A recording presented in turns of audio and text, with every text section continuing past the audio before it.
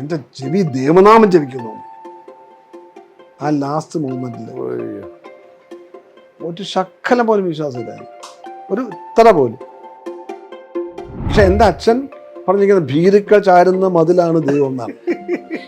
അത് അച്ഛനെ സംബന്ധിച്ച് ശരിയായിരുന്നു. പുള്ളി പറഞ്ഞു, എടാ ഞാൻ മൂകാംബികോ, നീ വരുന്നോ? പക്ഷെ എന്തോ അവിടെ ചെന്നപ്പോൾ എനിക്കൊരു സമാധാനം തോന്നി. പ്രാർത്ഥിക്കാൻ അറിയില്ല ഒന്നും. ഞാൻ അവിടെ പോയിട്ട് എനിക്ക് തൊഴാനറിയില്ല. ഇങ്ങനെ എൻ്റെ കൊച്ചു കുഞ്ഞുങ്ങളെയൊക്കെ ചോറ് കൊടുക്കും, അവരെ വിശ്വാസിയായി. പക്ഷേ ഞാൻ എന്നോട് ചോദിക്കുക എന്താണ് ദൈവമാണോ സൃഷ്ടിച്ചതെന്നൊക്കെ ചോദിച്ചാൽ എനിക്ക് ഞാൻ കൺഫ്യൂഷൻ. അത് ചുമ്മാ ഇവന്റെ മീൻകട മറ്റേ ധർമ്മജന്റെ, ഞാനും എൻ്റെ 5-6 പേര് കൂടി.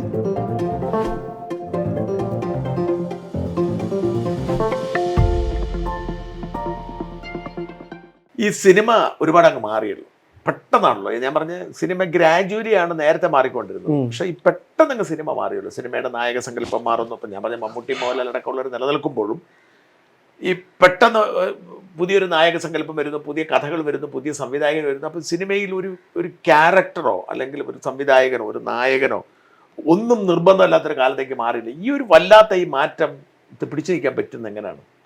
ഞാൻ ഇപ്പൊ കംപ്ലീറ്റ്ലി ഒരു സിനിമ ഞാൻ പറഞ്ഞ ഒരു പെട്ടെന്ന് ഇപ്പൊ പ്രേമലു എന്ന് പറഞ്ഞ സിനിമയാണ് ഇപ്പൊ ഏറ്റവും വലിയ ഹിറ്റായത്. നല്ല നടന്ന പയ്യൻ. പക്ഷെ ഞാൻ പറഞ്ഞ ആ നടന്ന നടി ഇപ്പൊ പെട്ടെന്ന് ആയതാണ്. നമ്മൾ അവരുടെ ഒരു പരമ്പരാഗതമായ നന്ന ആർട്ടിസ്റ്റാണ്. എൻ്റെ മകനായിട്ട് അഭിനയിച്ചിട്ടുണ്ട് ഇതിനകത്ത്, നെയ്മർ എന്ന സിനിമയില്. അപ്പൊ എനിക്കറിയാം അവൻ നമ്മൾ വർത്തമാനം പറയുമ്പോഴും അവന്റെ കാര്യങ്ങൾ ചോദിക്കുന്നതും അവന് ക്യൂരിയോസിറ്റി ഉള്ള പയ്യനാണ്. അവന്റെ കാര്യം തന്നെ എടുക്കൂ.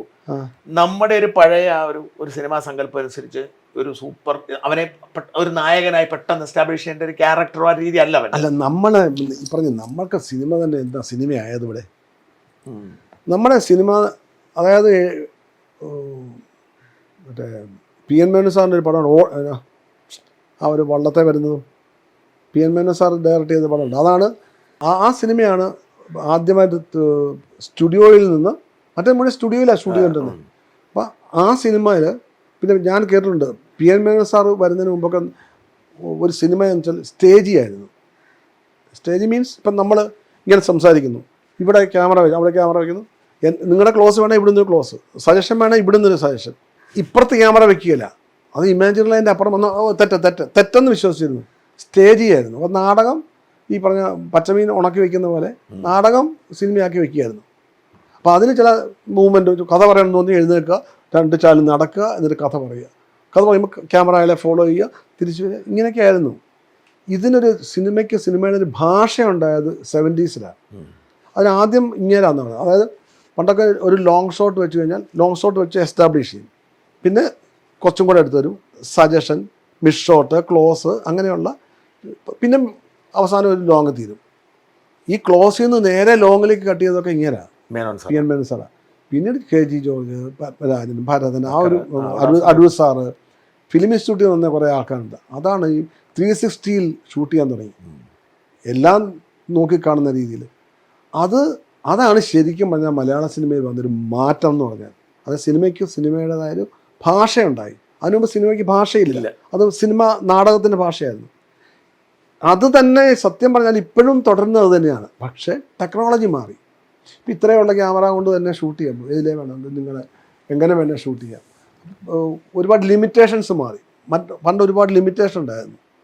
പിന്നെ കഥാപരമായിട്ടൊക്കെ അന്ന് രീതി മാറി. അതാണ് ആദ്യമധ്യം എന്നുള്ള. അന്ന് തിയേറ്ററിൽ വരുന്നത് എങ്ങനെയാണ്? മിക്കവാറും ഒന്നിലെ ബസ്സിൽ വരും, അല്ലെങ്കിൽ നടന്നു വരും. തിയേറ്ററിൽ നിന്ന് സിനിമ കണ്ടിട്ട് ഇറങ്ങി തിരിച്ച് വീട്ടിൽ ചെല്ലുന്നവരെ പറയാനൊരു കഥ വേണം. അത് പണ്ട് പത്മനാഭൻ പറഞ്ഞിട്ടുണ്ട്, സിനിമയ്ക്കൊരു കഥ ആവശ്യമാണ്. അതായത് സിനിമ കണ്ടിട്ട് ആ തിയേറ്ററിൽ നിന്ന് ഇറങ്ങി പുറത്ത് അങ്ങോട്ട് പോകുമ്പം വീട് വരെ എത്തുന്നവരെ പറയാനൊരു കഥ വേണം. കഥയില്ലെങ്കിൽ ഒരു കഥയെങ്കിലും വേണമെന്ന്. അത് പിറ്റേ ദിവസം ഒരാൾ പറയണം, അതോ ഞാൻ ഇന്നലെ പടം കണ്ടു കേട്ടോ. അന്നൊരു സ്വഭാവമാണ്, പടം കണ്ടിട്ട് പിറ്റേ ദിവസം കഥ പറയാമെന്നൊരു സ്വഭാവമാണ്. പിന്നെ പുസ്തകത്തിനകത്ത് കഥാരൂപം ഉണ്ടായിരുന്നു, കഥാതന്തു. അപ്പം ഇന്ന് സിനിമയ്ക്ക് അതിൻ്റെ ആവശ്യമില്ല. അത് നമ്മൾ ഫോറിൻ സിനിമകൾ കണ്ടപ്പോഴാണ് ഈ സിനിമയ്ക്ക് അതിനാവശ്യം ഏതെങ്കിലും ചെറിയൊരു സംഭവം മതി. പിന്നെ അന്നത്തെ കാലത്ത് ഈ ഫോറിൻ സിനിമകളോ ഇംഗ്ലീഷ് സിനിമകളോ അല്ലെങ്കിൽ വേറെ അന്യഭാഷാ ചിത്രങ്ങളോ കാണാൻ സൗകര്യമില്ല. ഇന്ന് എല്ലാവരും പിള്ളേരുടെയൊക്കെ വിരൽത്തുമ്പിലുണ്ട്. എല്ലാവരും കൊറിയൻ സിനിമ ഇഷ്ടം പോലെ ഇഷ്ടം പോലെയല്ലേ. അന്ന് നടീനടന്മാർക്ക് പോലും മറ്റൊരു കഥാപാത്രം എങ്ങനെ ചെയ്യും സങ്കല്പിക്കാൻ പറ്റില്ല. മനസ്സിലായി.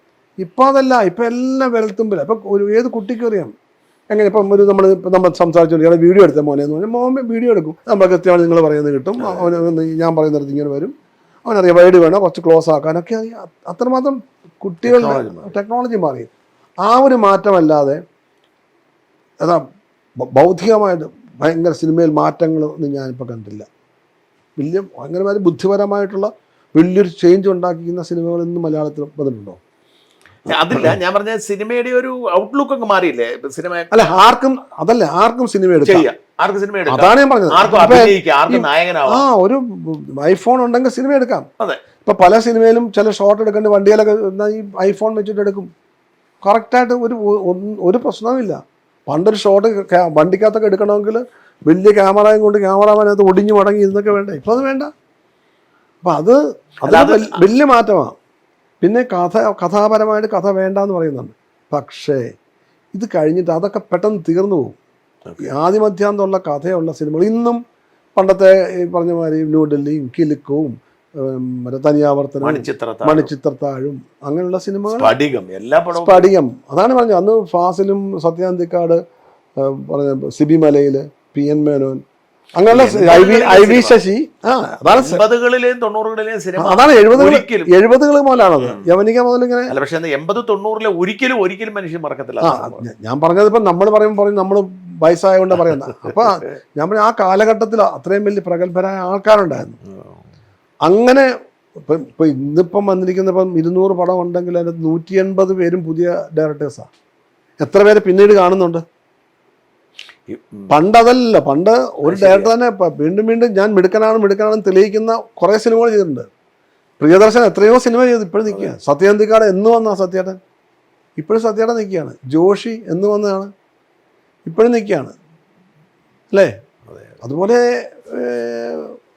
തെളിയിക്കണം, കാലം തെളിയിക്കേണ്ട കാര്യമാണത്. ഈ പുതിയ പിള്ളേർ ഒരുപാടുണ്ട്, അവരുമായിട്ടുള്ള ബന്ധം അങ്ങനെ അവര് എല്ലാവർക്കും എന്നെ വലിയ കാര്യമാണ്. കുട്ടേട്ടൻ എന്ന് പറഞ്ഞ പിള്ളേർക്കൊക്കെ വലിയ എന്നെ കുട്ടൻ അങ്കിളിന്ന് പോലും ഇല്ല, കുട്ടേട്ടൻ എന്നാണ് വിളിക്കുന്നത്. ഞാൻ ഈ നെസ്ലിന് അവനൊക്കെ എന്നെ വലിയ കാര്യം. ഞാൻ അവനോട് വർത്താനം ഇടയ്ക്ക് ഞാൻ ഫോൺ ചെയ്യുകയൊക്കെ ചെയ്യും.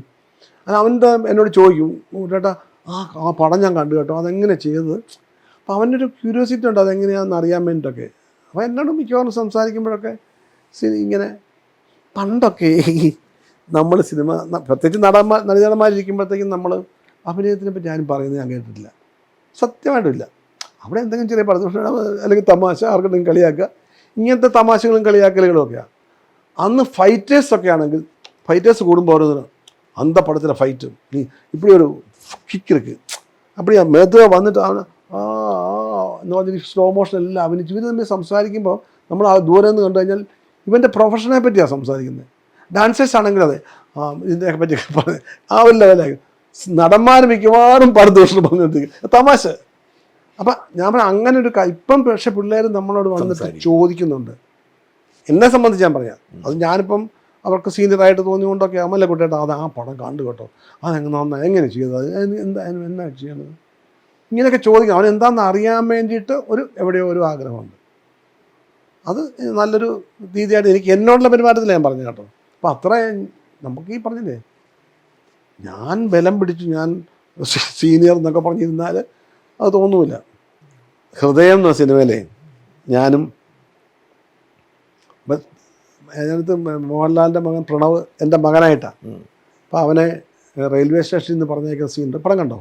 ഹൃദയം കണ്ടില്ല. ആ റെയിൽവേ സ്റ്റേഷനിൽ പറഞ്ഞേക്കുമ്പോൾ സ്വപ്പം കുഴപ്പക്കാരനാണ്, അവൻ കള്ളുകൂടി ഒക്കെ ഉണ്ട്. ഇതൊക്കെ എനിക്കറിയാം, പക്ഷേ ഞാൻ ചോദിച്ചിട്ടില്ല. അമ്മ എന്നോടൊന്ന് പറയും, അവൻ്റെ കുഞ്ഞുങ്ങളൊന്ന് വിളിച്ച് ചോദിക്കുന്നു, പറയാത്ത തന്നെ ഞാൻ പറയാം ശരിയായിക്കോളൂടി എന്നൊക്കെ പറയും. അങ്ങനെ റെയിൽവേ സ്റ്റേഷനിൽ വെച്ചിട്ട് പോകാൻ നിൽക്കുക. അപ്പം ഞാൻ പറയും, നീ ദൂരെയാണെങ്കിലും പേടിക്കൊന്നും വേണ്ട, നിൻ്റെ ഒരു വിളി മതി, അച്ഛൻ ഉണ്ടാവും അവിടെ. അപ്പോൾ ഇവനൊന്നും പറയാൻ മേലെ ഇങ്ങനെ നിൽക്കുക. അപ്പോൾ വിനീത് എന്നോട് കഥ വായിച്ചിട്ട് എന്നെ ഫോണിൽ വിളിച്ച്, കുട്ടേട്ടാ എൻ്റെ പടത്തിലൊരു സാധനമുണ്ട് കേട്ടോ, കുട്ടേട്ടൻ ചെയ്യണം, പിന്നെ അതിൻ്റെ ഒരു സീനുണ്ട്, അതാണ് പ്രധാനം, അതാണ് എന്ന് പറഞ്ഞാൽ ഈ സീൻ എന്നോട് അവൻ പറഞ്ഞു തന്നു നേരത്തെ. അപ്പോൾ നീ എവിടെയാണെങ്കിലും എന്നെ ഒന്ന് വിളിച്ചാൽ മതി. പിന്നെ നീ കള്ളു കുടിക്കുമോ? ഇല്ല, ഞാൻ ഇല്ല. നീ കള്ളു കുടിച്ചാലും കുഴപ്പമില്ല, നുണ പറയാതിരുന്നാൽ മതി. അപ്പോഴാണ് ഒന്നും മിണ്ടുകയില്ല. നിനക്ക് നാണക്കേടില്ലെങ്കിൽ എന്നെ ഒന്ന് കെട്ടിപ്പിടിച്ചോട്ടെ എന്ന് ചോദിക്കുന്നത്. ഇതാണ് ഡയലോഗ്. അപ്പോൾ ഇത് അതിന് മുമ്പ് ഞാനവിടെ നിന്നു. അപ്പോൾ ഇവൻ അങ്ങനെ ഒതുങ്ങി നിൽക്കുന്ന പയ്യനാണ്, ലാലിൻ്റെ മോൻ. നല്ല മിടുക്കനാണ്, അസാധ്യ കഴിവുള്ള ഒരുപാട് കഴിവ്. അയ്യോ ബ്രില്യൻ്റാണ്. സിനിമയിലെ കൂടെ ക്ലിക്കായില്ലല്ലോ. സിനിമയല്ല, സിനിമയിലെ കാര്യമല്ല ഞാൻ പറഞ്ഞു. ഇൻ്റലക്ച്വലായിട്ടും വ്യക്തിപരമായിട്ടും അയ്യോ ഭയങ്കര വന്ന് അസലായിട്ട് വായിക്കും. ഭയങ്കര ഭയങ്കര വേറെ ചിന്തയുള്ള ഒരാളാണ്, ഭയങ്കര മിടുക്കനാണ്. അപ്പോൾ ഇവനങ്ങനെ എൻ്റെ ഞാൻ വിശേഷമൊക്കെ ചോദിച്ചു. അപ്പോൾ ഇവനെപ്പം നീ ഓപ്പൺ ആകുന്നില്ല. ഞാൻ കുറച്ച് ചോദിച്ചു, സിഗരറ്റ് ഉണ്ടോ ഇല്ല? ഉണ്ട് അല്ല. അപ്പോൾ ഇവൻ എൻ്റെ കൂടെയുള്ള പയ്യന് സാറിന് സിഗരറ്റ് നീ വലിക്കില്ലേ? വേണ്ട. ഞാൻ വലിക്കാറൊന്നുമില്ല, ഞാൻ ശരിക്കും വലിക്കാറില്ല. പണ്ട് ഞാൻ വലിക്കാമായിരുന്നു. അതിന് മുമ്പ് വെച്ച് സിഗരറ്റ് വലിച്ചുകൊണ്ട് വർത്തമാനം പറഞ്ഞു. അത് കഴിഞ്ഞിട്ട് സീനെടുത്ത് കഴിഞ്ഞ് വിനീത് ശ്രീനിവാസൻ റെയിൽവേ സ്റ്റേഷൻ കൂടെ ഓ എന്ന് പറഞ്ഞിട്ട് ഓട്ടോ ഓടുന്നു അവിടെ ഞങ്ങളുടെ ചുറ്റും കിടന്നു. അയാൾക്ക് ഭയങ്കര ഇഷ്ടപ്പെട്ടു അത്. അവൻ ഇൻ്റർവ്യൂവിലും പറഞ്ഞു എന്തൊരു മാജിക്കാണ് കുട്ടിയേട്ടൻ ചെയ്തത്. പ്രണവ് അന്ന് മുതൽ, അതൊരു 3-ാമത്തെ ദിവസം മറ്റായിരുന്നു ഷൂട്ടിങ്, അന്ന് മുതൽ പ്രണവ് ആളെ മാറിയെന്ന്. അത് പിന്നീട് വിനീത് ശ്രീനിവാസൻ പറഞ്ഞാണത്. വിനീത് അത് ഇൻ്റർവ്യൂവിൽ പറഞ്ഞു. ഞാനെനിക്ക് അത്ര വലിയ കാര്യമായിട്ട് എനിക്ക് തോന്നിയില്ല. പക്ഷേ ഒന്നെനിക്ക് മനസ്സിലായി, ഞാൻ അവന് സിഗരറ്റ് ചോദിച്ചാൽ മനഃപൂർവ്വം ചോദിച്ചതാണ്. എന്നുവെച്ചാൽ ഇവനെൻ്റെ എന്നിൽ നിന്ന് അകന്ന് നിൽക്കുന്നു. സിഗരറ്റ് എന്ന് ചോദിക്കുമ്പോൾ നീ വലിക്കില്ലേ? ഇവനെ വലിക്കുന്നത്. അപ്പം അവനൊരു അകലമില്ലാതാകും നമ്മൾ തമ്മിൽ. അപ്പോൾ പിന്നെ ഞാനവനോട് നീ എൻ്റെ കണ്ണി നോക്കണം അവനോട് പറഞ്ഞു. അവനേക്ക് എൻ്റെ കണ്ണി നോക്കണം കേട്ടോ. എന്നിട്ട് ഞാൻ അവനോട് ചോദിച്ചു, നിനക്ക് ബുദ്ധിമുട്ടില്ലെങ്കിൽ കെട്ടിപ്പിടിച്ചോട്ടെ എന്ന് ഞാൻ ചോദിച്ചു. അപ്പോൾ ഇവൻ്റെ കണ്ണെന്ന് പറഞ്ഞു. അതാണ് വിനീത്. ഉടനെ വിനീത് ഇപ്പുറത്തോണ്ട് ക്ലോസ് വെച്ചു, എൻ്റെ സജഷൻ എടുക്കുന്നു. അല്ല ഞാൻ പറഞ്ഞത് അതാണ് നമ്മുടെ സമീപനം. അത്രയേ ഉള്ളൂ. പിള്ളേർക്കൊക്കെ അവർക്കൊന്നും അങ്ങനെ ഇപ്പോഴത്തെ തലമുറയ്ക്കൊന്നും ഈ പറഞ്ഞ എന്താ, പിന്നെ അവർ സംസാരിക്കുന്ന വിഷയങ്ങൾ വേറെ. ഇപ്പം എനിക്ക് കമ്പ്യൂട്ടറിനെ പറ്റിയൊക്കെ പറഞ്ഞാൽ എനിക്ക് എൻ്റെ പൊന്നെ എല്ലാം ഞെക്കി വിളിക്കാൻ അറിയാവുന്നല്ലാതെ അപ്പം അങ്ങനത്തെ കാര്യങ്ങൾ അത്ര മോശമാണ് നമ്മൾ ആ കാര്യങ്ങളിൽ. അപ്പം അവർക്ക് നമ്മോട് ചോദിക്കാൻ പലതും ഉണ്ടാവും. അപ്പോൾ അതിന് ചോദിക്കാൻ മേലാത്ത ഒരാളാണ് ഇയാളെന്നൊക്കെ രീതിയിൽ നമ്മൾ മേലെ കയറി നിന്നാൽ നമ്മൾ അവരുടെ കൂടെ നിന്നാൽ പോരെ. എൻ്റെ മക്കളോട് ഞാൻ അങ്ങനെ, എൻ്റെ മോനോടൊക്കെ ഞങ്ങൾ ഒന്നിച്ചു വളരെ സുഹൃത്തുക്കളെ. അപ്പോൾ ഞാൻ ഡ്രിങ്ക്സ് കഴിക്കും, നീ കഴിക്കുന്നതാണോ? അവൻ കഴിക്കുക, എൻ്റെ മൂത്തവൻ കഴിക്കുകയില്ല. രണ്ടാമത്തെ ചിലപ്പോഴെങ്ങാനും മതി. അത്ര എൻ്റെ അച്ഛൻ അങ്ങനെയായിരുന്നു എന്നോട്. അപ്പം നമുക്ക് ആ സ്വാതന്ത്ര്യം നമ്മൾ പിള്ളേർ കൊടുത്തു കഴിഞ്ഞാൽ ഒരിക്കലും ചീത്തയാവൂല പിള്ളേർ.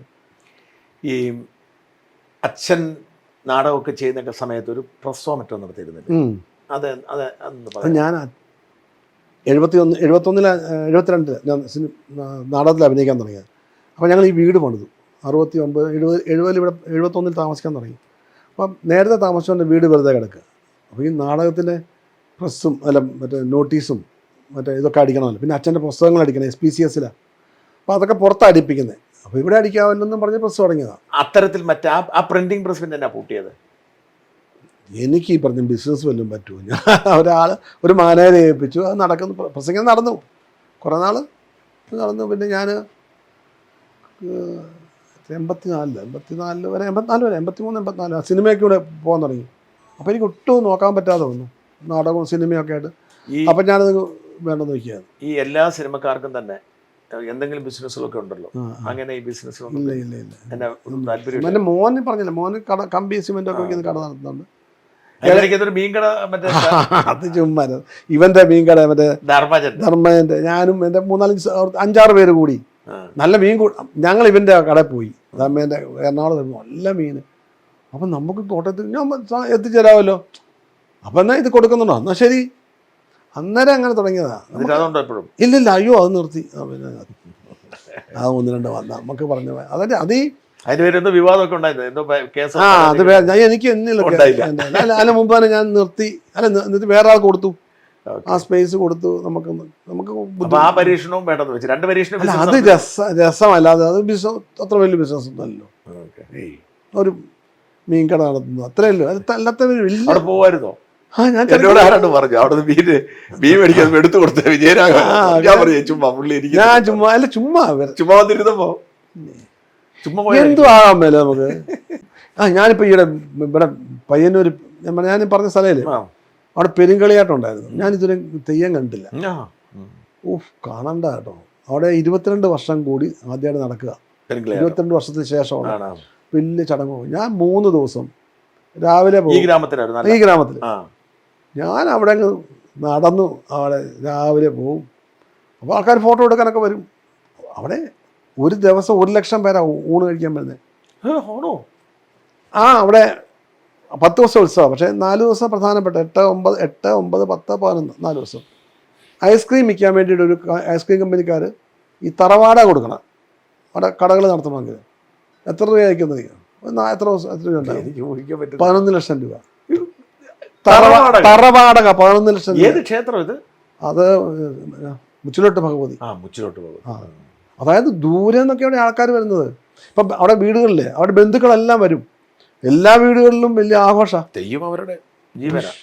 അപ്പം ഞാൻ ചോദിച്ചു, എൻ്റെ ബാലൻ എന്ന് പറഞ്ഞ എൻ്റെ സുഹൃത്തുണ്ട്. ബാലനാണ് എൻ്റെ മുഴുവനും. ബാലൻ അവിടെ നിന്ന് ആരോടെ ഒരു കാര്യം പറഞ്ഞാൽ അപ്പം നടന്നിരിക്കും. അത് ഒരാളും എന്നുവെച്ചാൽ ബാലൻ അത്ര നല്ല മനുഷ്യനാണ്. അത്ര നല്ല മനുഷ്യനും നമ്മുടെ നാട്ടിൽ കാണുകയല്ല കേട്ടോ. മലബാറിൻ്റെ പ്രത്യേകത. ഒയ്യോ, അത് സത്യം പറയാം. ഒന്ന് പോകണം കേട്ടോ അവിടെ. കാണണ്ട എന്ന് വെച്ചാൽ അത് അനുഭവിക്കണ്ട. അപ്പം ഞാൻ ഇവരുടെ കൂടെ അങ്ങ് രാവിലെ മുതൽ തോറ്റം, പിന്നെ അതിന് ഒരുപാട് ചടങ്ങുകൾ. 8 ദിവസം മുമ്പ് 9 ദിവസം മുമ്പ് ഇയാൾ ഒരു ഓല കൊണ്ടുള്ള പെര കെട്ടി അതിനകത്തിരിക്കുക. ഈ മുച്ചിലോട്ട് ഭഗവതി കെട്ടുന്നയാൾ. ആരുമായിട്ടും ബന്ധമൊന്നുമില്ല. കഞ്ഞിയൊക്കെ തന്നെത്താൻ വെച്ചു. ഒരു സഹായമുണ്ട്. കഞ്ഞിയല്ല, തെന കൊണ്ടുള്ള കഞ്ഞിയോ അതൊക്കെയാണ് കഴിക്കുന്നത്. ഈ പർട്ടിക്കുലർ ദിവസം അയാൾ രാവിലെ ഈ സാധനം വെച്ച് കെട്ടിക്കഴിഞ്ഞാൽ രാത്രി വരെ ഇയാൾ വെള്ളം കുടിക്കില്ല.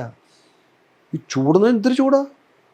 അത് ഈ ഫുൾ ഇയാൾ മുഖം ഇത്രയും മാത്രമല്ലേ ഓപ്പൺ ഉള്ളൂ. ബാക്കി എല്ലാ സാധനങ്ങളും വെച്ച് കെട്ടിയിരിക്കല്ലേ. അത് ധ്യാനം പോലെ ഇങ്ങനെ അതാണ് ഒരു ട്രാൻസ്ഫോർമേഷൻ ഉണ്ടാവുന്നത്. എൻ്ററിങ് ഇൻടു ഗോഡ് എന്ന് പറയല്ലേ, ദൈവത്തിലേക്ക് പ്രവേശിക്കാൻ. അതാണ് അവരുടെ ബോധം. പക്ഷെ പെർഫോമൻസാണ്, ശരിക്കും പെർഫോമൻസ്. ഞാനത് പെർഫോമൻസ് ആയിട്ടേ കാണുന്നുള്ളൂ. പക്ഷെ അത്രയും നേരം ഒരാൾ പെർഫോം ചെയ്യുക എന്ന് പറഞ്ഞാൽ പിന്നെ എന്തൊരു വിശ്വാസമാണ്. ഞാൻ പറഞ്ഞില്ലേ, അവിടുത്തെ 79% വോട്ടുകളും ഇടതുപക്ഷത്തിനാണ്. മാർക്സിസ്റ്റ് വോട്ടുകളാണ് അവിടെയുള്ളത്. പക്ഷെ അവർ ഈ പറഞ്ഞ 10% ആൾക്കാരും ഈ മുച്ചിലോട്ട് ഭഗവതിയുടെ കഴിഞ്ഞിട്ടുണ്ട് പാർട്ടിയുള്ളൂ. അതാണ് വിശ്വാസം എന്ന് പറയുന്നത്. അപ്പം അത് ഞാൻ എന്തും ആയിക്കോട്ടെ, ആ വിശ്വാസത്തിൽ മാത്രം അവർ. പിന്നെ അവിടെ ഒരു ചെറിയ ഒരു ഒച്ചപ്പാടോ ഒരുത്തൻ കള്ള് കുടിച്ചിട്ട് വരിക. എത്രയോ പേരുടെയൊക്കെ ഫോട്ടോ എടുക്കാൻ വന്നു. ഒരാൾ കള്ള് നാറുന്നില്ല. കാര്യം ചേട്ടാ ഒന്ന് എടുത്തേ. നമ്മുടെ നാട്ടിലൊക്കെ എന്തെല്ലാം പ്രശ്നം ഉണ്ടാകും. അല്ല, നമ്മുടെ അവിടെ ഉത്സവത്തെ എങ്ങനെയാണ് പറയുന്നത്? എടാ അടുത്ത ഉത്സവത്തിന് കണ്ടോളാടാ, അല്ലെങ്കിൽ എന്തെങ്കിലും ഇഷ്യൂ ഉണ്ടായത് ഉത്സവത്തിന് തന്നെ എടുത്തോളാടാ. അടി ഉറപ്പല്ലേ. നമ്മുടെ അടുത്തൊരു അമ്പലമുണ്ട്, മിക്ക അടി ഉറപ്പാണ് അവിടെ. അപ്പം അതാണ് നമുക്ക് ഒത്തുചേരുന്നത്. സന്തോഷിക്കാനോ സ്നേഹിക്കാനോ വേണ്ടിയല്ല നമ്മൾ അവിടെ. അതല്ല, അവരൊത്തുകൂടി സന്തോഷിക്കാൻ വേണ്ടി എല്ലാ വീടുകളിലും ഭക്ഷണം. ഞാൻ 1 ലക്ഷം പേരുണ്ണാൻ അവിടെ. ഞാൻ വിശ്വസിക്കാം 11 ലക്ഷം രൂപയാണ് ഐസ്ക്രീമിൻ്റെ ഇതിന്. ഞാൻ 10 മണിക്ക് ഊണ് തുടങ്ങും. ഞാനും അവിടെ പോയിരുന്നുണ്ട് ഇവരുടെ കൂടെ. വിളമ്പാൻ വേണ്ടിയിട്ട് അവകാശികളാണ് വിളമ്പുന്നത്. എല്ലാവർക്കും വിളമ്പാൻ പറ്റില്ല. 600 പേര്, 600-650 പേരാണ് ഒരു ദിവസം വിളമ്പുന്നത്. പിറ്റേ ദിവസം വേറെ 500 പേര് വരും. ഒരു ഏപ്പ് പോലെ ഇങ്ങനെ ക്രോസ് ആയിട്ട് തോർത്ത് കിട്ടിയിട്ടുണ്ട്. അതാണ് ഇവർ തിരിച്ചറിയാം. ഏത് സമയത്തായത് ഉത്സവം? ഇപ്പം നടന്നിട്ട് ഞാൻ കഴിഞ്ഞത് 8, 9, 10 ഫെബ്രുവരി. ഇപ്പം വേറെ പയ്യന്നൂരുണ്ട്. ഇന്ന് തന്നെ വിളിച്ച് അങ്ങോട്ട് വരുന്നു ചോദിച്ചു. ഞാൻ പറഞ്ഞില്ല. അല്ല, നമുക്ക് ഒരു പ്രാവശ്യം കാണാനും ഞാൻ അതിനകത്ത് അങ്ങോട്ട് ചേരാനൊക്കെ പറ്റുന്നുണ്ട് എനിക്ക്. വിശ്വാസിയാണോ? അത് വിശ്വാസം. ഞാൻ കൺഫ്യൂസ്ഡ് ആണ്. എന്നുവെച്ചാൽ കൊച്ചിലെ മുതൽ അങ്ങനെ ശീലമില്ലല്ലോ. ഇവിടെ വിളക്ക് കത്തിക്കാൻ നാമം ജപിക്കുക ഒന്നുമില്ല. അച്ഛൻ്റെ കുട്ടിക്കാലത്ത് അച്ഛൻ ആത്മകഥയിലുണ്ട്. അച്ഛൻ ഈ പാലക്കാട് ഒരു സിദ്ധൻ സ്വാമി ഉണ്ടായിരുന്നു. സ്വാമി അടുത്ത് അച്ഛൻ്റെ അമ്മ പോകുമായിരുന്നു. അമ്മയും അച്ഛനും ഭയങ്കര ഭക്തരാണ്. അവിടെ പോയി ധ്യാനം ഇരിക്കുക. അപ്പം അച്ഛനെ കൊണ്ടുപോകും. അച്ഛനോട് പോയി ധ്യാനം ഇരിക്കും. അങ്ങനെ അച്ഛനായിട്ട് 8, 9 വയസ്സുള്ളപ്പം വീട്ടിൽ വന്നിട്ട് ധ്യാനം വരുന്നത് അച്ഛനും. അത് ആത്മകഥ എഴുതിയിട്ടുണ്ട്. അങ്ങനെ ധ്യാനം ഇരുന്നിട്ട് അപ്പം അച്ഛൻ്റെ അമ്മ ഈ നുണ പറയാൻ മിടുക്കത്തിയാണ്. അമ്മ പറഞ്ഞു അവന് ഭയങ്കര പവറാണ് ഇപ്പം. അപ്പം നാട്ടുകാരെ കൂടാണോ? അച്ഛനാ പവർ കൂടി. അമ്മ പറഞ്ഞാൽ അപ്പം എന്തോ ഒരു കർത്തവാവാണ്. ഇന്ന് ചന്ദ്രൻ ഉദിക്കും എന്ന് പറഞ്ഞു. അതെ അച്ഛൻ ധ്യാനിച്ചു. അപ്പം കൊച്ചുവാറെന്ന് അച്ഛൻ്റെ അമ്മയുടെ പേര് കൊച്ചുവാർ ചേച്ചി ഇത് വിശദീകരിച്ചു. അവനെന്താണ് അവന് മറ്റേന്നൊക്കെ പറഞ്ഞ് ഇങ്ങനെ വായിച്ചു. അപ്പോൾ ആൾക്കാർ ആണോ എന്ന് ചോദിച്ചു. കൊച്ചുവാർ ചേച്ചിയുടെ വർത്തമാനം കേട്ടിരിക്കുകയാണ്. കൊച്ചുവാർ ചേച്ചി നന്നായിട്ട് പാട്ട് പാടും, തിരുവാതിരപ്പാട്ട് ഗംഭീരമായിട്ട് പാടും. അപ്പോൾ ആൾക്കാരൊക്കെ കൊച്ചുവാർ ചേച്ചി പറഞ്ഞ് വിശ്വസിച്ചു. അച്ഛൻ പറയും പാവമായിരുന്നു പുള്ളി ഇത് വിശ്വസിച്ചിരിക്കുക. അപ്പം അച്ഛൻ കുറച്ച് കഴിഞ്ഞിട്ട് ഇങ്ങനെ അപ്പോൾ അത് കണ്ണൊക്കെ തുറന്നു നോക്കി എവിടെ. അപ്പം കുറേ നേരം കഴിഞ്ഞപ്പോൾ അമ്മ പറഞ്ഞു ഉദിച്ചു ഇല്ല മോനെ. അച്ഛൻ എന്താ ചേച്ചി എല്ലാവരും സ്ഥാപിച്ചു. അവൻ കണ്ടു. അതാണ് അവൻ അതാണ് നിങ്ങൾ ആ ആത്മശുദ്ധി വേണം. അപ്പൊ അങ്ങനെ വളർന്ന അച്ഛൻ. അപ്പം അച്ഛൻ ഇതെല്ലാം പഠിച്ചിട്ടുണ്ട്. ഈ ഉപനിഷത്തുകളും ഗീതയും ബൈബിളും എല്ലാം നന്നായിട്ട് വായിക്കായിരുന്നു. പിന്നെ ഈ പറഞ്ഞ ജീവിതാനുഭവങ്ങളിൽ കൂടെ ഇതിൻ്റെയൊക്കെ അർത്ഥശൂന്യത മനസ്സിൽ ഒന്നുമില്ല എന്നും അവസാനം മരിക്കാൻ മെഡിക്കൽ കോളേജിൽ കിടക്കുമ്പോൾ അപ്പം ഫൈബ്രോസിസ് അങ്ങോട്ട് കൂടിയിട്ട് ഈ ശ്വാസം കിട്ടുന്നില്ല, കരിനീലം പോലെയായി. അപ്പം ഈ കുറേ അവസാന ദിവസങ്ങളൊക്കെ ഇവിടെ ഓക്സിജൻ മാസ്ക് വെച്ചോണ്ടിരുന്നത്. ഡോക്ടറെ അടുത്ത് പോയപ്പോൾ ഡോക്ടർ രക്ഷയില്ല എന്ന് പറഞ്ഞു. ഞങ്ങളൊക്കെ അടുത്തുണ്ട്, മെഡിക്കൽ കോളേജിലാണ്. അപ്പം ഇങ്ങനെ ശ്വാസം കിട്ടും, ഇങ്ങനെ വലിച്ച് പെട്ടെന്ന് കട്ടിലേൽ രണ്ട് സൈഡിലും പിടിച്ച് അങ്ങോട്ട് ഇങ്ങനെ എഴുന്നേക്കും. എന്നിട്ട് പിന്നെ പുറത്തോട്ട് വീഴും. അങ്ങനെ ഭയങ്കര ഇത്. ഞാൻ അച്ഛൻ എന്താ അച്ഛൻ എന്താ ചെയ്യേണ്ടത്? അപ്പോൾ എടാ മീനിനെ പിടിച്ച് കരക്കിട്ടാൽ എങ്ങനെയാണ് അതുപോലെയാണ് നമ്മൾ പിന്നെ കിടന്നിട്ട് അങ്ങനെ വയ്ക്കും. മാസ്കൊക്കെ വെച്ചിട്ട് അതുകൊണ്ടൊന്നും പ്രയോജനമില്ല. ഈ സമയത്ത് അതിന് മുൻപ് ഒരു മാസം മുമ്പ് അച്ഛൻ ഇതേ അസുഖമായിട്ട് ഒരു 2 മാസം മുമ്പ് പോയി കിടന്നിരുന്നു. അന്നൊരു കന്യാസ്ത്രീ അച്ഛനെ വന്ന് തൊട്ടപ്പുറത്ത് അവർ എന്തോ അസുഖമായിട്ട് വന്നതാണ്. അപ്പോൾ അച്ഛനോട് വലിയ കാര്യമായി അന്ന് സംസാരിച്ചപ്പോൾ എല്ലാ കാര്യങ്ങളും അച്ഛനെ ഭയങ്കര ഇഷ്ടമായി. അവർക്ക് ഒരു 10, 55, 60 വയസ്സ് വരും. അപ്പോൾ അവരെങ്ങനെയോ അറിഞ്ഞിട്ട് അവർ വന്നു. അപ്പോൾ അവർ വാതിക്ക വന്നു, അവനെ ചെല്ലാൻ പറഞ്ഞു. വന്നു അവർ അച്ഛനെ അടുത്ത്. അപ്പം അച്ഛനിങ്ങനെ കട്ടിലെ കിടക്കുക. അപ്പം ഞാൻ പറഞ്ഞു അച്ഛനിങ്ങനെ ഒരു മേലാതൊരു ചിരിച്ചു. പിന്നെ ഒന്നുമില്ല അപ്പച്ചനൊന്നുമില്ല, ഒരു കുഴപ്പമില്ല, എല്ലാം കർത്താവ് നോക്കിയോളും, അപ്പച്ചൻ ഒന്നുമില്ല അപ്പച്ചാന്ന് പറഞ്ഞു. പിന്നെ അച്ഛൻ കിടക്കും. അപ്പോൾ അവർ സ്റ്റൂൾ വലിച്ചിട്ട്, അപ്പം ഞാൻ ഇങ്ങനെ കാക്കല നിൽപ്പുണ്ട്, ഒരു സ്റ്റൂൾ വെച്ചിട്ട് അച്ഛൻ്റെ തലയിലൊക്കെ ഇങ്ങനെ തടവിയിട്ട് അപ്പച്ചൻ ഇങ്ങനെ വയ്ക്കുന്നുണ്ട്. കഴിഞ്ഞപ്പോൾ ഇവർ വന്ന് പെട്ടെന്ന് വന്ന് ചെവി വന്നിട്ട് എന്തോ ഇങ്ങനെ പറഞ്ഞു. തല ഇങ്ങനെ ചിരിച്ചു. ദേഷ്യം. അപ്പം എനിക്ക് തോന്നിയോ ദേഷ്യം വന്നല്ലോ. അപ്പം ഞാൻ പതുക്കെ ഒന്നുമില്ല. അപ്പം എനിക്ക് മനസ്സിലായി. അപ്പം എന്നെ ഇങ്ങനെ കണ്ണുകൊണ്ട് കാണിച്ചു ഇറക്കി വിടാൻ. അപ്പം അപ്പം മരിക്കുന്നത് 1 മണിക്കാണ്, 1:10 ഇതൊരു 11 മണിക്കാണ്. അപ്പം ഞാൻ പതുക്കെ അച്ഛൻ ആരോടും സംസാരിക്കാതിരിക്കാന്നൊക്കെ പറഞ്ഞു എന്തൊക്കെയോ പറഞ്ഞ് ഇവരെ പതുക്കെ പുറത്ത് വിട്ടു. അപ്പം ഞാൻ പതുക്കെ അടുത്ത് ചെന്നു. അപ്പോൾ ഞാൻ എന്താ അപ്പം പുള്ളിപ്പം എല്ലാം കുറച്ചും കൂടി ഇതായി. ഇതിൻ്റെ ചെവി ദേവനാമം ജപിക്കുന്നു. ആ ലാസ്റ്റ് മൂമെൻറ്റിൽ ഒരു ശക്കലം പോലും വിശ്വാസമില്ലായിരുന്നു, ഒരു ഇത്ര പോലും. അതാ പറഞ്ഞ അങ്ങനെ അച്ഛനല്ലാതെ അതാ ലാസ്റ്റ് മൂമെന്റ് ആരാണെങ്കിലും പറയലേ എൻ്റെ ചെവി ദേവനാമം ജപിക്കുന്നു. ഒത്തിരി അറയ്ക്കുന്ന കാര്യമില്ലേ, അത്ര പോലും ഇല്ലായിരുന്നു. പക്ഷേ ഞാൻ പറഞ്ഞ ആ സാഹചര്യത്തിൽ ഞാൻ വളർന്നത്. ഇവിടെ നാമം ജപം ഇല്ല, എനിക്ക് നാമം ജപിക്കാൻ അറിയില്ല. പിന്നെ അമ്മയുടെ വീട്ടിൽ വൈകുന്നേരം പിള്ളേർക്ക് കഞ്ഞി തരണമെങ്കിൽ നാമം ജപിക്കണം, വെല്ലുമ്മച്ചി. അപ്പോൾ അവിടെ ഞങ്ങൾ വല്ലപ്പോഴും പോകുമ്പോൾ രാമ രാമ രാമ ഇങ്ങനെ പറയുമ്പോഴത്തേക്ക് നമ്മൾ ചൊല്ലും. അല്ലാതെ എനിക്കും ശീലമില്ല. പക്ഷെ എൻ്റെ അമ്മ മരിച്ചു കഴിഞ്ഞപ്പോൾ എനിക്ക് ഒരു ഭയങ്കര നഷ്ടബോധം തോന്നി. നഷ്ടബോധം വെച്ചാൽ എനിക്ക് അറിയില്ലായിരുന്നു, എനിക്ക് അമ്മയോട് അത്രയും സ്നേഹമുണ്ടെന്നൊന്നും എനിക്കറിയില്ല. എനിക്കറിയാത്തൊരു ഭയങ്കര വിഷമം. എന്നുവെച്ചാൽ ഞാനും സ്റ്റേജൊക്കെ ഇറങ്ങി മുമ്പ് നാടകത്തിന് അച്ഛൻ്റെ കാലേ തൊടും. അപ്പോൾ കാലത്ത് തൊടുമ്പോൾ എന്തിനാടാ കാലയിലൊക്കെ തൊടുന്നത്, ചുമ്മാ ധൈര്യമായിട്ട് ചെയ്യുക. അപ്പം ഞാൻ എൻ്റെ ഒരു ആത്മധൈര്യത്തിൽ എന്താ അച്ഛനല്ലേ പറയുന്നത്, പിന്നെ തോളെ തട്ടും. അപ്പം ഞാൻ കാലേ തൊടുന്നത് ചുമ്മാ ഒരു ദിവസം ഇങ്ങനെ 2-3 പ്രാവശ്യം പറഞ്ഞു. ഞാൻ പറഞ്ഞു അച്ഛൻ്റെ കാലത്തോടുമ്പോൾ ഞാൻ അമ്മയെ മനസ്സിൽ വിചാരിക്കുന്നത്.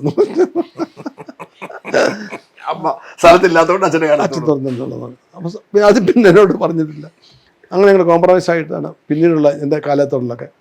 അപ്പോൾ ഈ അമ്മ നഷ്ടപ്പെട്ടപ്പോൾ എനിക്ക് ഭയങ്കര ബോധം, ഒരു നഷ്ടബോധം തോന്നി. എന്തോ എനിക്കൊരു ശക്തിയില്ലായിരിക്കുക. ആ സമയത്ത് നമ്മൾ CK സോമൻ എന്ന് പറഞ്ഞ ആളെ പറ്റി പറഞ്ഞില്ലേ, പത്രപ്രവർത്തകൻ. അപ്പം അദ്ദേഹത്തിൻ്റെ ഭാര്യയും മകളും കൂടെ എൻ്റെ നല്ല സുഹൃത്തുക്കളാണ്. അപ്പോൾ എനിക്ക് മോനുണ്ടെന്ന്, മൂത്ത മോനുണ്ട്, ഒരു 2 വയസ്സേ ഉള്ളൂ. CK സോമൻ ഇപ്പോൾ ഉണ്ടോ? ഇല്ല, അത് മരിച്ചു. അപ്പോൾ അങ്ങനെ പുള്ളി പറഞ്ഞു, എടാ ഞാൻ മൂകാംബിക്ക് പോകും, നീ വരുന്നോ എന്ന് ചോദിച്ചു. അപ്പോൾ എനിക്ക് സിനിമയൊന്നും ഇല്ലാതെ നിൽക്കുന്ന സമയം ഞാനും വരാം. അപ്പോൾ എൻ്റെ സുമയും പറഞ്ഞു, ചേട്ടാ നമുക്ക് പോവാം. അങ്ങനെ ട്രെയിനിൽ ഞങ്ങൾ ഇവിടുന്ന് പോയി.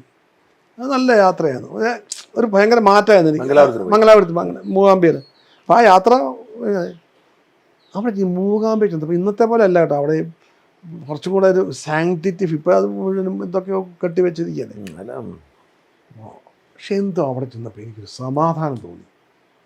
അപ്പുറം പോയി മലയും കയറി, അവിടെ കയറിയില്ല. എന്തോ എനിക്ക് അത്, ഞാൻ പറഞ്ഞു എനിക്ക് നാമം ജപിക്കും, പ്രാർത്ഥിക്കാൻ അറിയില്ല. ഞാൻ അവിടെ പോയിട്ട് എനിക്ക് തൊഴാനറിയില്ല. ഇങ്ങനെ കാണിക്കാവുന്നല്ലാതെ ഇങ്ങനെ അതിൻ്റെ ഒരു എന്തെങ്കിലും പറയാനൊക്കെ ഉണ്ട്. അതൊന്നും എനിക്കറിയില്ല, ശീലിച്ചിട്ടില്ല. ഞാൻ മുഖാംബിക പോകുന്ന ആളാ. അപ്പം പക്ഷെ അവിടെ പോയി കഴിഞ്ഞപ്പോൾ എനിക്കൊരു സമാധാനം എന്ന് വെച്ചാൽ പറഞ്ഞറിയിക്കാൻ മേലാത്ത സമാധാനമാണ്.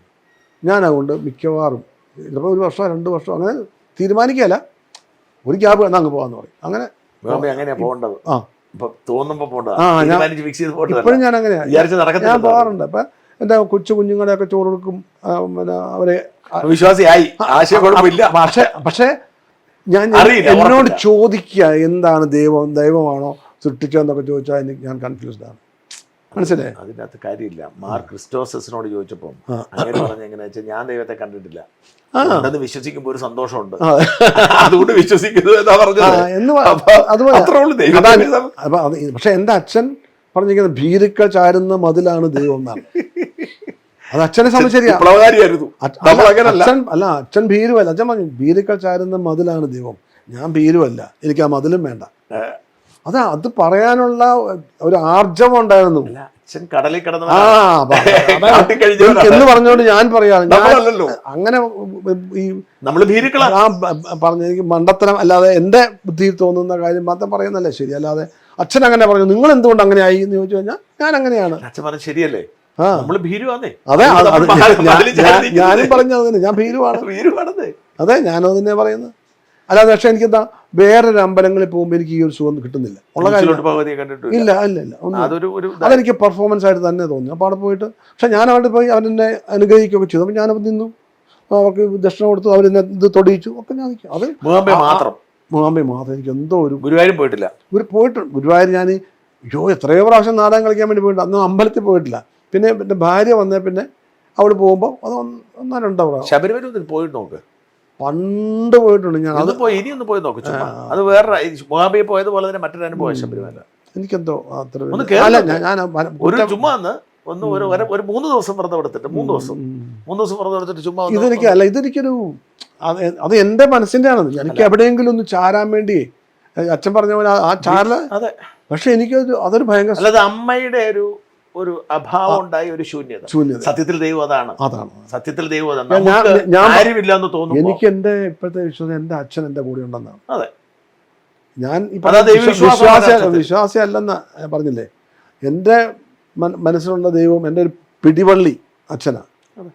ഞാനിപ്പോൾ എന്തെങ്കിലും ചെയ്യുമ്പോൾ ചില കഥാപാത്രം ചെയ്യുമ്പോൾ എവിടെ പോകുമ്പോഴും അവിടെ പോയി അച്ഛൻ അത് തൊഴുതിട്ട് ഞാൻ പോവുള്ളൂ. ആ കല്ല് ഞാനാ കാശ് കൊടുത്ത് മേടിച്ച്, ഞാനാ കാശ് കൊടുത്ത് ചെത്തിച്ച്, ഞാനാണ് കൊത്തി വെച്ചതെന്ന് എനിക്കറിയാം. അത് വെറും അച്ഛൻ്റെ സാന്നിധ്യം ഫീൽ ചെയ്യും. എനിക്ക് ഫീൽ ചെയ്യും അവിടെ. ഞാൻ ആ ചെത ഒരുക്കിയത് അവിടെ തന്നെയായിരുന്നു. അപ്പോൾ എനിക്ക് എപ്പോഴും എൻ്റെ കൂടെ. അപ്പോൾ അച്ഛനും ഞാൻ മുറി കാണിക്കുക, അച്ഛൻ്റെ കസേര അങ്ങനെ തന്നെ വെച്ചിരിക്കുക. ആ ബുക്കുകൾ കുറച്ച് മാറ്റി വെച്ചിരുന്നു, ബാക്കിയെല്ലാം അങ്ങനെ ചെതൽ കിടക്കുന്നതിൽ ചില സ്വഭാവം ഉണ്ട് അച്ഛന്. പുസ്തകങ്ങളൊക്കെ അതൊന്നും ഒടുക്കി വെച്ചതേ ഉള്ളൂ. ആ കസേരയൊക്കെ അതുപോലെ വെച്ചിട്ടുണ്ട്. എനിക്ക് അച്ഛൻ്റെ സാന്നിധ്യം എപ്പോഴും ഫീൽ ചെയ്യും. അതാണ് എൻ്റെ ഒരു ധൈര്യം പറഞ്ഞത്. അതാണ് എൻ്റെ ദൈവം എന്ന് പറയുന്നത്. അതാണ് ഇതിനെ നയിക്കുന്നത്. അനിത സുമ അത് എത്തപ്പെട്ടത് എങ്ങനെ, കണ്ടുപിടിച്ചത് എങ്ങനെയാണ്? കണ്ടുപിടിച്ചാലോ കൊച്ചിലാമ എനിക്കറിയാം, അവൾക്ക് ഈ 5-8 വയസ്സ് ബന്ധുവാണല്ലോ. ബന്ധുവാണ്. പിന്നെ അവിടെ ഞാൻ ഈ പറഞ്ഞ ഇവിടെ എടുത്തുകൊണ്ടൊക്കെ വന്നിട്ടുണ്ട്. അല്ല എനിക്ക് 10-18 വയസ്സ്, അവൾക്ക് എന്നെക്കാളും 10 വയസ്സ് ഇളയതാ. അപ്പൊ നമ്മുടെ ബന്ധുവല്ലേ, അപ്പൊ അങ്ങനെ അവിടെ പോവും. ഇവിടെ അല്ലാതെ പ്രണയമൊന്നുമല്ല. അത് ആലോചിച്ചപ്പോ 78 സിനിമയിലൊന്നും നാടകത്തിന്റെ അല്ലേ? പുള്ളിക്കാരത്തേക്ക് കലാരോഗമൊന്നുമില്ല. മക്കളെ നോക്കി അയ്യോ വലിയ പണിയല്ലേ, കൊള്ളാം. അയ്യോ ഇവിടെ എന്തെല്ലാം കാര്യമുണ്ട്, അവിടെ എല്ലാം നടക്കില്ല. ഈ സിനിമക്കാരൊക്കെ ഒന്നെങ്കിൽ മിനിമം കൊച്ചി അല്ലെങ്കിൽ മദ്രാസിലേക്ക് പോകുന്ന ഒരു പശ്ചാത്തലം, അങ്ങനെ തന്നെ ഈ ഒളശയിൽ തന്നെ കഴിയുന്നത്. അയ്യോ ഇവിടെയല്ലേ ഞാൻ എൻ്റെ ഒരു ഭാഗം ഇവിടെ തന്നെയാണ്. ഞാൻ കൊച്ചി ഇപ്പോൾ ഞാൻ വേറെ എനിക്കൊരു ഇങ്ങനെ റൂട്ട് പോകുന്ന പോലെ തോന്നുന്നു. എന്താ എനിക്ക് വേറെ സ്ഥലത്ത് താമസിച്ച് കഴിഞ്ഞാൽ ഇപ്പം ഞാൻ എവിടെയൊക്കെ താമസിച്ചു, എത്ര വലിയ സ്റ്റാർ ഹോളിൽ താമസിച്ചാലും എനിക്ക് ഇവിടെ വരുമ്പോഴോ എൻ്റെ കട്ടിലിരുന്ന് കിടക്കുമ്പോൾ എൻ്റെ ഒരു സുഖം, എൻ്റെ ബാത്റൂമിലെ ആ വെള്ളം, ഇവിടുത്തെ കിണറ്റിലെ വെള്ളം നല്ല വെള്ളം ഇവിടുത്തെ, അവിടെ കുളിക്കുമ്പോൾ ഉള്ള സുഖം എനിക്ക് ഒരു സ്ഥലത്ത് പോയാലും കിട്ടില്ല. അപ്പം ഈ പറഞ്ഞ സൗവർണിയെ പോയി കുളിച്ചാൽ പോലും എനിക്ക് ഇവിടെ കുളിക്കുന്ന സുഖം കിട്ടുകയില്ല.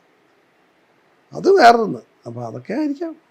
പിന്നെ എപ്പോഴും ഞാനായിട്ട് നിൽക്കുന്നത്, എനിക്കെപ്പോഴും അതൊരു ഈവൻ ഞാൻ പാൻറ്റ് പോലും അധികം ഉപയോഗിക്കാറില്ല. എനിക്ക് മുൻപ് കൊടുത്ത് ഇവിടെ വീട്ടിലാണ് ഞാൻ കയ്യിലൊക്കെ കൊടുത്ത്, നിങ്ങളൊന്നുകൊണ്ടോ ഇപ്പോൾ ഈ ഷർട്ടൊക്കെ ഇട്ടില്ല, അല്ലെങ്കിൽ കയ്യിലൊക്കെ കൊടുത്ത് ചെറിയ ബനിയനൊക്കെ ഇട്ട് അങ്ങനെ ഇരിക്കുന്നതിന് ഇഷ്ടം. ഇതൊരു പരിമിതിയായോ? സിനിമയിൽ ഒരു ചാൻസിന് പരിമിതി ആവത്തില്ല ഈ ഒരു ഒറ്റപ്പെട്ട സ്ഥലങ്ങളിൽ താമസിക്കുന്നത്? ഇല്ല, ആവശ്യമുണ്ട് വിളിക്കുമല്ലോ. പിന്നെ ഇപ്പോൾ ഫോണല്ലേ, അത് ലോകത്തിന് അകലമില്ലാതായാലും. പിന്നെ മോൻ UK പോയി എനിക്ക് തോന്നുന്നേ ഇല്ല. കൊച്ചുമക്കളെ ഇപ്പോൾ ഒരു വൈകുന്നേരം കഴിഞ്ഞ് വിളിക്കും, മച്ചാന്ന് വിളിച്ചിട്ട് അവൻ്റെ വിശേഷങ്ങളും സ്കൂളിലെ കാര്യങ്ങളും ഒക്കെ എനിക്ക് തോന്നുന്നേയില്ല, അകലം തോന്നുന്നേയില്ല. ആ ലോകത്തിന് അകലമില്ലാതാവുമല്ലോ, അതാ ശരിക്കും ഞാൻ വേണ്ടത്. അകലമില്ലാതാവണം, ബൗണ്ടറി ഇല്ലാതാവണം. എൻ്റെയൊക്കെ ആഗ്രഹം അതാ സത്യമായി. ലോകത്തിനെ പറ്റിയുള്ള എൻ്റെ എന്തിനാ ഈ യുദ്ധങ്ങൾ, എന്തിനാ എല്ലാവരും തമ്മിൽ യുദ്ധം? ഒരു ജാതി മതം അതൊന്നും അല്ല, അതിനപ്പുറമായിട്ട് ഒരു ജാതിയിൽ തന്നെയുള്ളവർ തമ്മിൽ യുദ്ധം, ഒരു മതത്തിൽ തന്നെയുള്ളവർ തമ്മിൽ യുദ്ധം. പിന്നെ എല്ലാവരും തമ്മിൽ എവിടെയാ ഒരു മനുഷ്യനായിട്ടിരിക്കുന്നത്? അപ്പോൾ അതെന്തിനാ അത് ഇല്ലാതായിക്കൂടെ? ആ ഫ്രോണ്ടിയർ എന്ന് പറയുന്നുണ്ടല്ലോ, അതിരെന്ന് പറയുന്നത് ഇല്ലാതായിക്കൂടെ? എന്തൊരു സുഖമായിരിക്കും. ഈ കുമരകത്തേക്കൊക്കെ ഇടയ്ക്കിടയ്ക്ക് യാത്ര ഉണ്ടാവും ഇവിടുത്തെ ലോക്കൽ? സാധാരണ തന്നെ ഒരു അല്ലാത്ത തിരക്കല്ലാത്തപ്പോൾ ഒന്നുമില്ല. ഇവിടെ വല്ല വായിച്ചാണ്ടൊക്കെ ഇരിക്കും, അല്ലെ വല്ല അപൂർവമായിട്ട് ഇപ്പം കോട്ടയത്ത് വല്ല സുഹൃത്തുക്കൾ, അങ്ങനെ ഇല്ല, വല്ല ചില സുഹൃത്തുക്കൾ ചിലപ്പോൾ ഇവിടെ വരുവാണെങ്കിൽ. പബ്ലിക് പരിപാടിക്ക് ഇപ്പോൾ കുറവാണല്ലേ? ഇല്ല. ഒന്നാമത്തെ കാര്യം, എനിക്ക് എന്നെ എഴുന്നള്ളിക്കാൻ ഇഷ്ടമല്ല. ഒന്നാമത്തെ കാര്യം ഞാൻ ചോദിക്കട്ടെ, നമ്മളിപ്പോൾ ഒരാളെന്നെ വിളിക്കുക, സാറേ ഞങ്ങൾക്ക് ഒരു സാർ ഞങ്ങളുടെ അവിടെ ഒരു അമ്പലത്തിൻ്റെ ഇതുണ്ട്, അല്ലെങ്കിൽ ഇത് സാറൊന്ന് വരണം അവിടെ, എന്താ സാറേ ഭയങ്കര ഉത്സവമാണ്, ഇത്ര ദിവസത്തെ ഉത്സവമാണ്. അപ്പോൾ ഞാനില്ല എന്ന് സാറേ ഞങ്ങളുടെ വലിയ ആഗ്രഹമായിരുന്നു. അയ്യോ അല്ല സാറ് വേറെ ആരെങ്കിലും ഒന്ന് പറയാൻ സാർ, വേറെ സിനിമക്കാരാ. അപ്പം ഇതിൻ്റെ ഉദ്ദേശം ഒരു ആന എഴുന്നള്ളിക്കുന്ന പോലെ, പാമ്പാടി രാജൻ ഉണ്ടോ എന്ന് ചോദിക്കുന്ന പോലെ നമ്മൾ ഈ എഴുന്നള്ളിച്ചാൽ നിൽക്കാൻ വേണ്ടിയിട്ടാണ്. അല്ലാതെ എന്താണ് ഞാൻ പറയുമ്പോൾ ഒരു പാലം ഉദ്ഘാടനം ചെയ്യാൻ വേണ്ടിയിട്ട് മന്ത്രി വരേണ്ട കാര്യമുണ്ടോ? അതിൻ്റെ എഞ്ചിനീയറല്ലേ ചെയ്യേണ്ടത്? ന്യായമായിട്ടുള്ള അല്ല. എപ്പോഴും അതാപ്പം ഒരു അമ്പലത്തിൻ്റെ മറ്റേ ഗോപുരം, അവിടുത്തെ തന്ത്രി അല്ലെങ്കിൽ വലിയൊരു ആചാരനായിട്ടൊരാൾ, അങ്ങനെയുള്ളവരെ വിളിക്കണം. എനിക്ക് ഇതിനെപ്പറ്റി എന്തെങ്കിലും ചുക്കും അറിയാവോ? ഞാനവിടെ പോയി ചെയ്താൽ എന്തൊരു ഫൂളിഷ്നെസ്സാണ് ഞാൻ ചെയ്യുന്നത്. ഞാനാ മണ്ടത്തിൽ, അതുകൊണ്ടാണ്. അല്ലാതെ എനിക്ക് വേറെ വിധമുള്ള. പിന്നെ നമ്മളൊരു കാര്യം ഏറ്റു കഴിഞ്ഞ് ചിലപ്പോൾ അന്നേരമായിരിക്കും സിനിമ വരുന്നത്. അപ്പോൾ ഉടനെ കേട്ടോ ഇതിൻ്റെ ഈ ഷൂട്ടിംഗ് കൊണ്ട് ഞാൻ വരികയല്ലോ കേട്ടോ എന്ന് പറയാൻ, ഞാനൊരു കാര്യം ഏറ്റാൽ ഞാൻ പോയിരിക്കും. അത് എൻ്റെ നിർബന്ധമുള്ള കാര്യമാണ്. ഞാനൊരു ഷൂട്ടിങ്ങിനാണ് ഇന്ന് വരെ ഞാൻ കാരണം ഒരു സെറ്റിൽ പോലും എനിക്ക് പടങ്ങൾ നഷ്ടപ്പെട്ടിട്ടുണ്ട്. ഇപ്പോൾ ഒരു പടം എനിക്ക് നഷ്ടമായി, വേറെ പടമായിട്ട് ക്ലാഷ് വന്നിട്ട്. എന്നാൽ വേണേൽ അഡ്ജസ്റ്റ് ചെയ്തിട്ട് രണ്ടും കൂടി ചെയ്യാൻ ചെയ്യാറില്ല. അങ്ങനെ ആരും ബുദ്ധിമുട്ടിക്കരുത്. എനിക്ക് ചെയ്യാൻ പറ്റുന്ന കാര്യങ്ങൾ മാത്രമേ ചെയ്യുള്ളൂ. ഇത് നമുക്ക് പറഞ്ഞിട്ടുള്ള അല്ലത്. പക്ഷേ ആൾക്കാർ തെറ്റിദ്ധരിക്കുന്നുണ്ട്. അങ്ങനെ ആൾ വന്ന് കുറേ ആൾ കൂടുമൊക്കെ ആയിരിക്കും. അത് ഞാൻ പറഞ്ഞ പാമ്പാടി രാജൻ എന്ന് പറഞ്ഞ പോലെ അത്രേ ഉള്ളൂ. അത് ഞാൻ കളിയാക്കി പറഞ്ഞതല്ല കേട്ടോ. ഞാൻ എന്ത് പോയി പറയും? നിങ്ങൾ തന്നെ പറ, ഞാൻ എന്താ അമ്പലത്തിനെ പറ്റി പോയി പറയേണ്ടത്? ഞാൻ പറയും എനിക്ക് അതിനെ പറ്റിയ അറിവ് ഞാൻ പറഞ്ഞു എനിക്കൊന്നും അറിയില്ല. അപ്പോൾ ഞാൻ ഇവിടുത്തെ പൂജാകർമ്മങ്ങളെ പറ്റിയോ അല്ലെ ദൈവസങ്കല്പത്തെ പറ്റിയോ, എൻ്റെ സങ്കല്പം തന്നെ ഞാൻ കൺഫ്യൂസ്ഡാണ്. പിന്നെ ഞാൻ എന്താ ദൈവസങ്കല്പത്തെ പറ്റി പറയാം? അല്ല, ശരിയാണോ ഞാൻ ചെയ്യുന്നത്? അങ്ങനെ ചെയ്യുകയാണ് ഞാൻ ചെയ്യുന്നത് തെറ്റല്ലേ? അങ്ങയെ സ്നേഹിക്കുന്ന ലക്ഷക്കണക്കിന് ആളുകളോട് അങ്ങേക്ക് എന്താ പറയാനുള്ളത്? നല്ല മനുഷ്യരായിട്ട് ജീവിക്കാൻ ശ്രമിക്കുക, അത്രേ ഉള്ളൂ. അല്ലാതെ നമ്മളെ ഈ വലിയ പിണക്കങ്ങളോ കാര്യങ്ങളോ ഒന്നും മനസ്സിൽ വെച്ചോണ്ടിരിക്കാതെ അങ്ങനെ സുഖമായിട്ട് ജീവിക്കാൻ ശ്രമിക്കുക. എല്ലാവരും അങ്ങോട്ട് പരസ്പരം സ്നേഹിക്കുക. ഒരു കാര്യമില്ലെന്നേ പിണങ്ങിയിട്ടൊന്നും. നിങ്ങളോട് ഞാനൊരു വഴക്കും നിങ്ങളെ മനസ്സിൽ വെച്ചോണ്ട് ഇരുന്നിട്ട് എന്ത് കാര്യം? ഒരു കാര്യമില്ല.